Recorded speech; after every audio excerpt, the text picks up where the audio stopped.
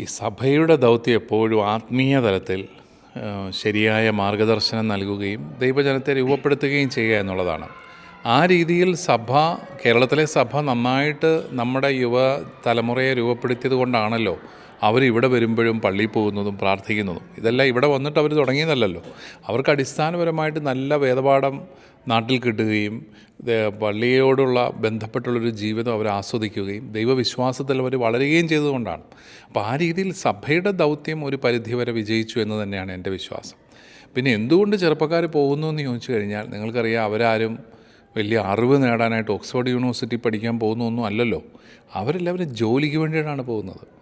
ഇപ്പോൾ നമ്മുടെ കേരളത്തിൻ്റെ അവസ്ഥ എന്താ? നമ്മുടെ ചെറുപ്പക്കാർക്ക് പ്രത്യാശ കൊടുക്കാൻ പറ്റാത്ത ഒരു സംവിധാനമാണ് നമ്മുടെ കേരളത്തിലുള്ളത്. കേരളത്തിൽ നിന്നോ ഇന്ത്യയിൽ നിന്നോ പൊതുവേ.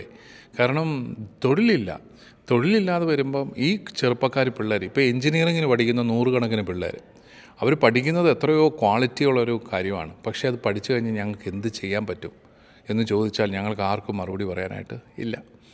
അതാണ് ഏറ്റവും പ്രധാനപ്പെട്ട കാര്യം.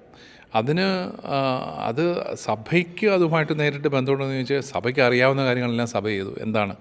സഭ കോളേജ് തുടങ്ങി, സ്കൂൾ തുടങ്ങി, എല്ലാവർക്കും വിദ്യാഭ്യാസം കൊടുത്തു, എല്ലാവരും വിശ്വാസത്തിൽ വളർത്തി, പള്ളികൾ ആരംഭിച്ചു.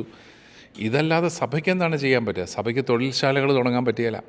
അത് ഗവൺമെൻറ്റാണ് ചെയ്യേണ്ടത്. ഗവൺമെൻറ്റിൻ്റെ പോളിസികൾ മാറുകയും പ്രൈവറ്റൈസേഷനെയൊക്കെ നന്നായിട്ട് പ്രോത്സാഹിപ്പിക്കുകയും പുതിയ സംരംഭങ്ങൾ വരികയൊക്കെ ചെയ്യുമ്പോൾ നല്ല ശമ്പളം നാട്ടിൽ തന്നെ കിട്ടുന്ന ഒരു സാഹചര്യം ഉണ്ടാവുകയാണെങ്കിൽ എൻ്റെ വിശ്വാസം നമ്മുടെ പിള്ളേർ അധികവും നാട്ടിൽ തന്നെ നിൽക്കുമെന്നാണ്. പക്ഷേ അങ്ങനെ ഒരു സാഹചര്യം ഇന്ന് കേരളത്തിൽ ഇല്ലാതെ പോകുന്നു എന്നുള്ളതാണ് ഏറ്റവും ദൗർഭാഗ്യകരമായ ഒരു കാര്യം. പിതാവേ, ഇതൊരു പക്ഷേ ഒരു ദൈവിക പദ്ധതിയുടെ ഭാഗമാണോ നമ്മുടെ മക്കളെ ഇങ്ങനെ പല സ്ഥലങ്ങളിലേക്ക് സഭയിൽ നിന്ന് കൊടുത്ത വിശ്വാസവും ആ വിശ്വാസ ജീവിതവും ഒരു മറ്റൊരു സ്ഥലത്ത് പോയി ആ ദേശത്തും അവിടെയും ഒരു പക്ഷേ വിശ്വാസം തളർന്നു നിൽക്കുന്നൊരു മേഖലയാണെങ്കിൽ അവിടെ അതിനെ ബലപ്പെടുത്തുവാനും അവിടുത്തെ സഭയൊക്കെ ബലപ്പെടുത്തുവാനും ഉള്ള ഒരു ദൈവിക പദ്ധതിയുടെ ഭാഗമാണെന്ന് ചിന്തിക്കുന്നതിൽ എന്തെങ്കിലും തെറ്റുണ്ടോ?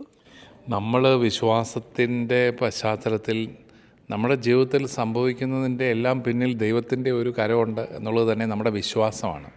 പക്ഷേ അതൊരിക്കലും നമ്മുടെ സർക്കാരുകളുടെ അല്ലെങ്കിൽ സമൂഹത്തിൻ്റെ ദൗത്യത്തെ ഒരിക്കലും എഴുതി കാണുന്നില്ല. ഉദാഹരണത്തിന്, ചില രാജ്യങ്ങളിൽ വലിയ സാമ്പത്തികമായ അസമത്വവും പ്രശ്നങ്ങളും ഉള്ളതുകൊണ്ടാണ് മൈഗ്രേഷൻ നടക്കുന്നത്. കുടിയേറ്റം നടക്കുന്നു, ലക്ഷക്കണക്കിന് ആൾക്കാർ യൂറോപ്യൻ രാജ്യങ്ങളിലേക്ക് വരുന്നു. അപ്പോൾ അത് ദൈവിക പദ്ധതിയാണെന്ന് വിശ്വസിക്കാനായിട്ട് എനിക്ക് താല്പര്യമില്ല കേട്ടോ.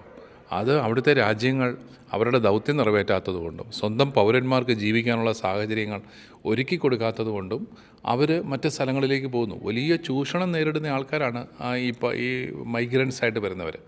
നമ്മുടെ അവിടെ അങ്ങനെയുള്ളൊരു സാഹചര്യം ഇല്ലെങ്കിൽ പോലും നമ്മുടെ കുഞ്ഞുങ്ങൾ കൂടുതലും നല്ല വിദ്യാഭ്യാസം നേടിക്കഴിയുമ്പോൾ അവർക്ക് സാധാരണ സാലറി പോരാ, സാധാരണ ശമ്പളം പോരാ.